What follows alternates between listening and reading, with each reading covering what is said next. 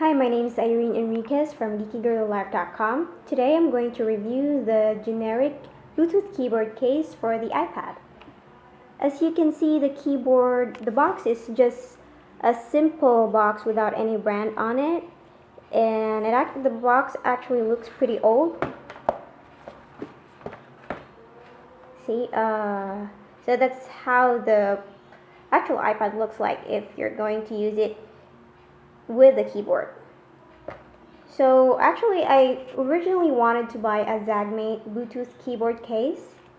However, I didn't find any Zagmate products on the stores that I've checked. While I was looking though, I found out that there are actually a lot of generic Bluetooth keyboard cases for the iPad. So I decided to try one, and I was actually pretty impressed, so I ended up buying one. So once the iPad is already in place inside the keyboard case, it looks like this. It's leather, and the keyboard is actually silicone. So let's go ahead and open the keyboard case. As you can see, it looks simple. There's a hole here and in here, and I'm not sure what's the purpose of that, but all in all, I like the look. It's very basic and neat. And as you open, the keyboard is in place already, and you just have to prop the keyboard like that, or the iPad like that, so it gives you a nice angle when typing.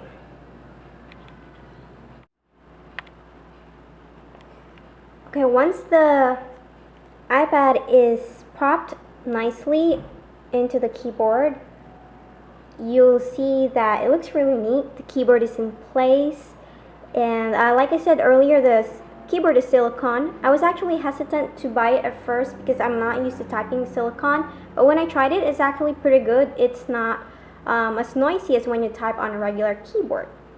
And what I like about the placement of the keys is that it mirrors the style for the MacBook Pro or the MacBook Air.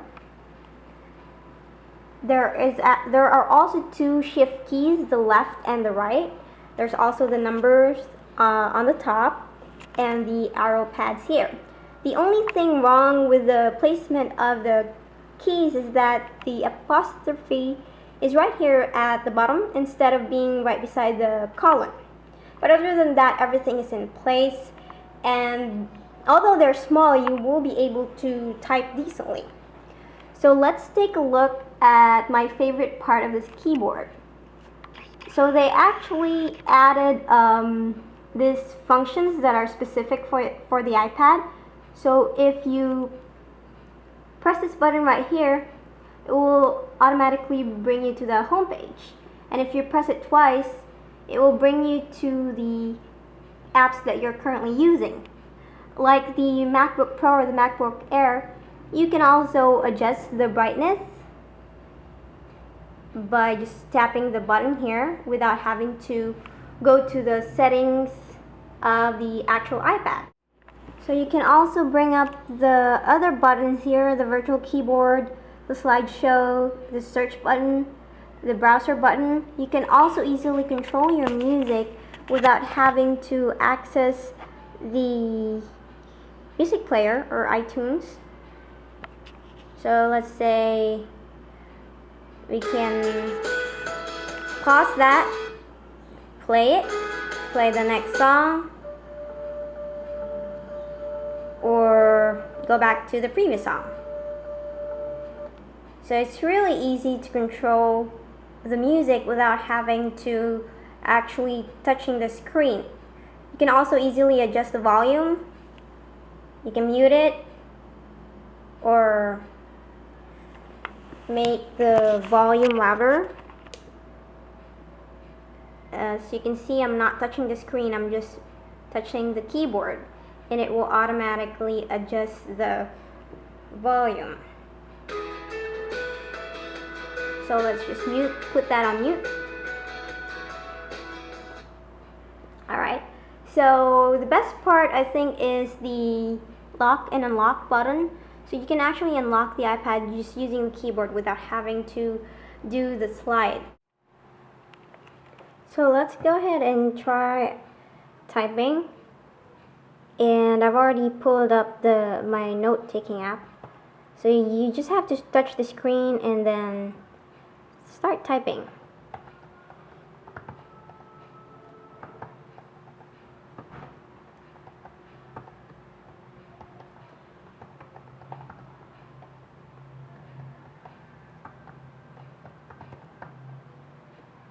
So it's not as easy to type on this keyboard compared to the usual keyboard in laptops or in computer. However, it gets the job done. You can type long documents using this keyboard without having to access the virtual keyboard. So that's its main purpose.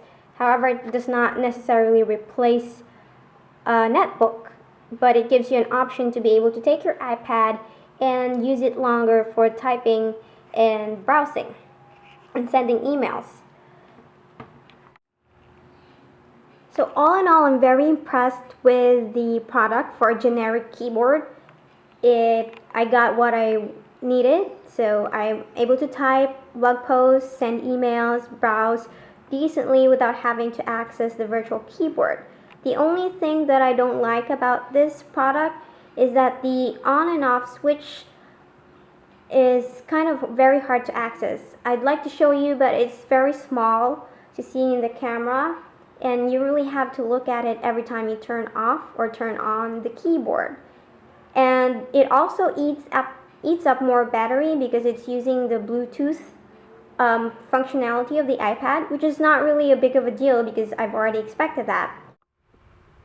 I got it for 1,500 pesos. It was originally offered to me for 1,700, but I asked for a discount, so she gave it to me for 1,500. I also bought 200 pesos screen protector because the old one was really full of scratches.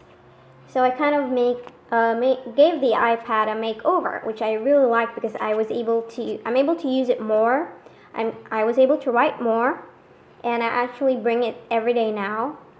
So every time I sit at the coffee shop, I just bring it out and then I start typing.